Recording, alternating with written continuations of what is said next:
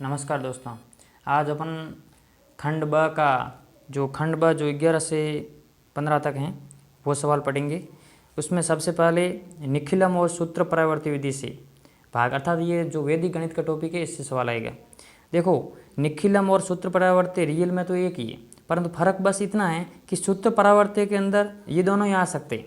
जैसे ये 100 से, अब जो भाजक है ये 100 से कम है और ये 100 से अधिक है, परंतु निखिलम में जो कम वाला है जैसे 88 है तो ये निखिलम में कहलाएगा।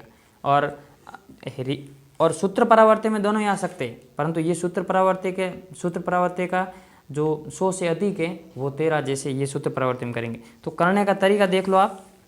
सबसे पहले जो भाजक हैं जिसका भाग दे रहे हैं 88, तो अपन 88 को सबसे पहले यहाँ लिखेंगे। उसके बाद में आधार तो 100 है, तो 88 में कितने जोड़ें या घटाएं कि 100 हो जाए, तो अपन जानते हैं कि प्लस कितने 12। अपन 88 से जैसे ही 12 जोड़ेंगे तो क्या आ जाएगा 100। तो सबसे पहले यहाँ पर 12 लिख लिया। उसके बाद में जो दो संख्याएं 12 हैं तो वो यहाँ पर कितने अंक है 2, तो सबसे पहले आप यहाँ पर 2 अंक लिखोगे। जो 1025, ये इकाई, दहाई, सैकड़ा, हज़ार, 10,000, 10,000, 25 में से जो 25 है पीछे वाले 2 अंक वो यहाँ लिखेंगे। पीछे बचे जितने भी अंक हैं वो आप बीच में लिखोगे। उसके बाद में प्रथम जो अंक है इस अंक को आप सीधे सीधे नीचे उतारोगे, यहाँ पर लिखोगे 1। इस 1 का गुणा आप इस 1 का गुणा इन दोनों से करोगे, 1 और 2 को, अर्थात 12, तो आप सीधा यहाँ क्या लिखोगे 12। और जो आगे है इसको डैश लगाओगे आप। उसके बाद में इसको आपस में जोड़ोगे, 0 और 1 कितने हो गए 1, तो यहाँ पर क्या लिखोगे आप 1। अब इस 1 का वापस गुणा किससे करेंगे अपन, इस 12 से, तो 1 यहाँ पर आ जाएगा और 2 यहाँ पर आ जाएगा और इधर आगे खाली जगह है तो आप सीधा डैश लगाओगे। उसके बाद में 2 और 1 कितने हो गए 3। अब की बार इनको जोड़ो, 2 और 1 3। इस 3 का गुणा किससे करोगे 12 से, तो 12 × 3 36, तो यहाँ पर आप लिखोगे 36। आगे कोई है नहीं तो इसमें कोई समस्या नहीं आएगी। अब देखो इनको आप जोड़ो, 5 और 6 11 हासिल 1, 2 और 2 4 और 3 7 और 1 हासिल वाला 8, तो ये आ गया आपके शेषफल और ये आ गया आपके भागफल, ये भागफल। तो इसमें कोई समस्या नहीं आनी चाहिए। जो भाग देते हैं ये निखिलम विधि से अपन ने भाग दिया। और उसी प्रकार यदि 100 से ऊपर हो तो यहाँ पर सूत्र परावर्ती विधि लगेगी। और सूत्र परावर्ती विधि से अपन कैसे करते हैं, बस फर्क इतना ही है कि आप यहाँ पर जो आपने 113 अपन ने लिखा था 113, उस 113 का यहाँ पर 100। अब आप मुझे ये बताओ कि 113 में से 100 लाने के लिए घटाने पड़ेंगे या जोड़ने पड़ेंगे, घटाने पड़ेंगे। तो आप यहाँ पर लिखोगे 13, क्या किया अपन ने घटाया, तो ऊपर यहाँ पर माइनस का निशान लगाओगे आप। और उसके बाद में जो 2 अंक है वो 2 अंक तो आप लास्ट में लिखोगे, 58 5 8 यहाँ लिख लिया और 13 अपन ने बीच में लिख लिया। उसके बाद में 1 को आप इस 1 को वापस, प्रोसेस वही रहेगा जो पहले किया था। 1 को अपन ने 1 लिख लिया, वापस 1 का गुणा माइनस के 13 से करेंगे तो क्या आ जाएगा, 1 का 1 से गुणा, ये 1 माइनस ऊपर साथ में लिखना है, और 1 का 3 माइनस से ये 3 माइनस, और यहाँ पर डैश लगाएंगे अपन क्योंकि आगे है ना कोई। उसके बाद में 3 में से अब 1 घटेगा, यहाँ पर पहले यहाँ जुड़ रहा था, अब की बार यहाँ घटेगा, क्या आ जाएगा 2। अब 2 का वापस 13 से माइनस वाले से तो क्या आ जाएगा -26। अर्थात अपन लिख सकते हैं कि यहाँ पर तो अपन ने ये बॉक्स पूरा कर लिया। ध्यान रखना यहाँ पर कई बार गलती हो जाती है, और 2 माइनस और 6 माइनस। उसके बाद में अब आप यहाँ, ये तो भागफल अपन को प्राप्त हो गया। अब आप यहाँ पर देखो, 8 में से 6 गए 2, और 5 में से प्लस का 5 है, और 3 यहाँ पर भी माइनस का है, यहाँ पर भी माइनस का है, कितने हो गए 5 में से 5 गए 0, तो ये आ गया आपके शेषफल। इसमें कोई समस्या नहीं है, बस फर्क इतना है कि यहाँ पर माइनस लगाया था और इधर अपन ने प्लस लगाया था, तो हमेशा ध्यान रखना है। तो ये था सूत्र परावर्ती विधि से, ये था निखिलम विधि से, इसमें भी कोई समस्या नहीं आनी चाहिए। अब आप आगे सवाल है 98 का क्यूब ज्ञात करना है। और वो कौन सी विधि से, निखिलम विधि से, अर्थात आधार उपाधार वाली विधि है। तो यहाँ पर आधार तो अपन लेंगे 100, आधार 100। तो मुझे बताओ उपाधार यहाँ क्या है, यहाँ उपाधार 100 है। यदि 201 होता या फिर 198 होता तो आप यहाँ पर उपाधार 2 लेते, परंतु अपन को पता है 100 में से उपाधार क्या होगा, 1 ही होगा। उसके बाद में घन का जो सूत्र है वो आपको पता है 98 का क्यूब यदि अपन को ज्ञात करना है तो आप सबसे पहले संख्या जो सूत्र होता है किसी भी संख्या का घन, संख्या का घन घन यदि ज्ञात करना है तो सूत्र है संख्या प्लस 2 गुणा विचलन, ये वी में विचलन वाला लिख रहा हूँ, 2 गुणा विचलन ऑब्लिक 3 गुणा विचलन का स्क्वायर ऑब्लिक विचलन का क्यूब। ये है सूत्र जो आपको ध्यान रखना है। उसके बाद में 98 का क्यूब है, संख्या क्या है यहाँ पर 98 है, और विचलन क्या है, विचलन -2 है। देखो विचलन ज्ञात करना तो संख्या में से आधार में से संख्या घटाते हैं तो विचलन आ जाएगा यहाँ पे 100 से कम में, अर्थात 98 में से 100 घटाएंगे, 98 में से 100 घटाएंगे तो कितना आ जाएगा, -2 आ जाएगा।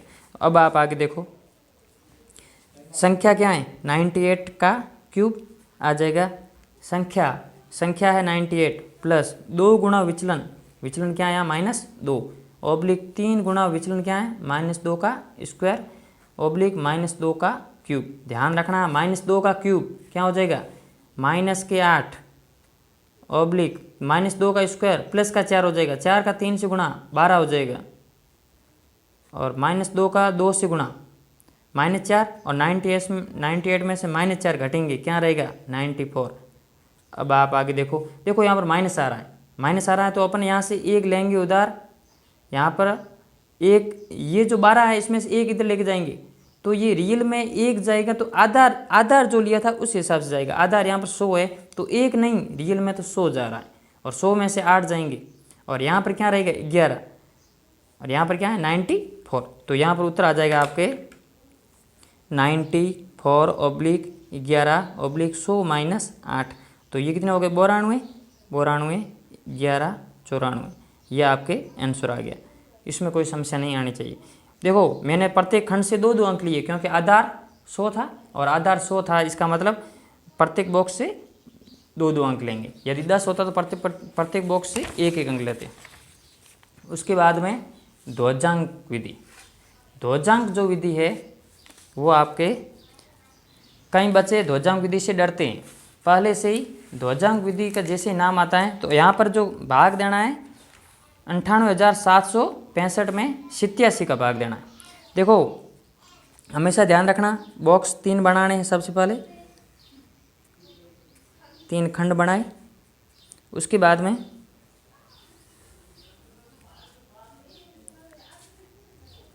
जो भाजक हैं 87 उसमें आप सबसे पहले 1 अंक यहाँ लिखोगे और दूसरा अंक यहाँ लिखोगे, इकाई अंक ऊपर, ये मुख्यांक कहलाएगा, ये ध्वजांक कहलाएगा, ये मुख्यांक है ये ध्वजांक है।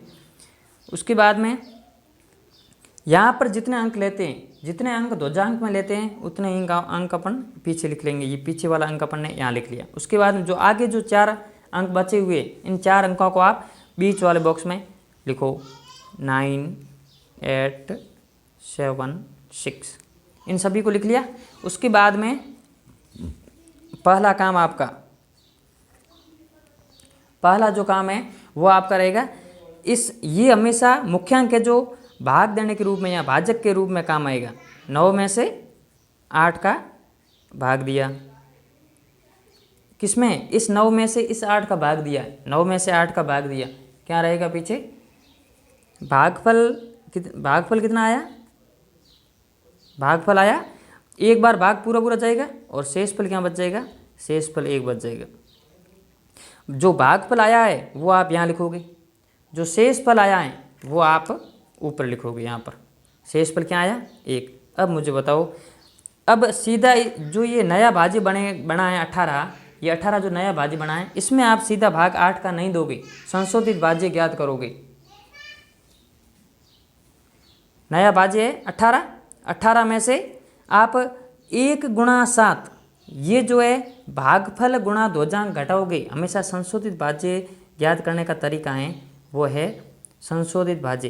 तो नया भाज्य माइनस भागफल गुणा ध्वजांक,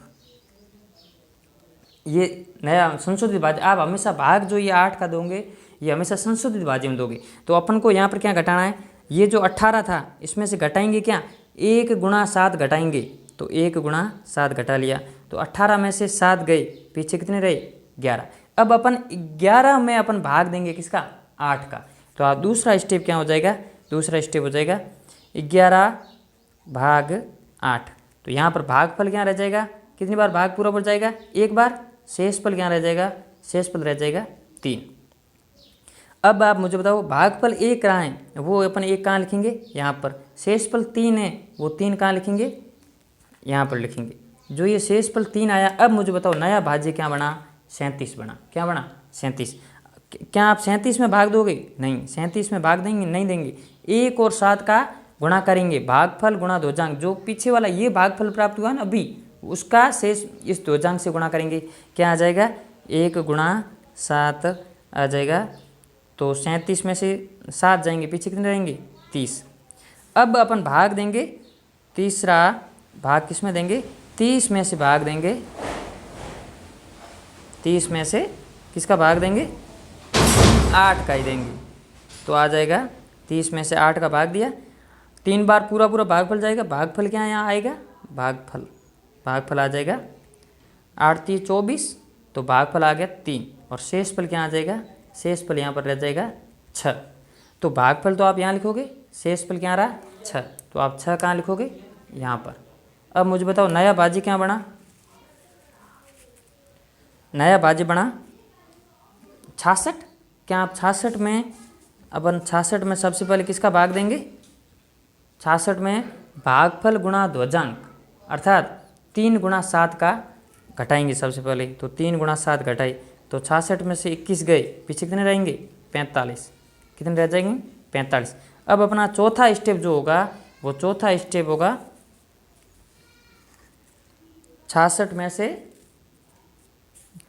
21 गए 45। अब आप 45 में भाग देंगे अपन 8 का, 45 में से 8 का भाग देंगे। तो भागफल क्या रह जाएगा, भागफल रह जाएगा 8 पंजे 40 और शेषफल क्या रह जाएगा, शेषफल भी रह जाएगा, शेषफल भी 5 रह जाएगा। शेषफल भी, क्योंकि 45 में 40 चले गए, पीछे शेषफल क्या रहेगा 5। तो भागफल यहाँ लिखोगे और शेषफल कहाँ लिखोगे, शेषफल अपन यहाँ लिखेंगे। अब की बार जो नया भाज्य बना है वो आया है 55। नया भाज्य क्या आया, 55। परंतु आप भाग किस में से देंगे, 55 में से घटाएंगे क्या, 5 गुणा 7, भागफल गुणा ध्वजांक घटाएंगे। तो 5 गुणा 7 गया, पीछे क्या रहा, 7 पंजे 35, पीछे रहा 20। अब यहाँ पर क्या 20 रहा, तो ये आ गया आपके शेषफल आ गया, पीछे 20 रहा। तो ये तो हैं शेषफल और ये हैं भागफल। इसमें ये है ध्वजांक मेथड, इसमें कोई समस्या नहीं आनी चाहिए। बहुत अच्छा सवाल है, कई बार परीक्षा में पूछा गया है। तो आप ये लिख लेना, मुझे विश्वास है कि आपको ये समझ में आ रहा होगा।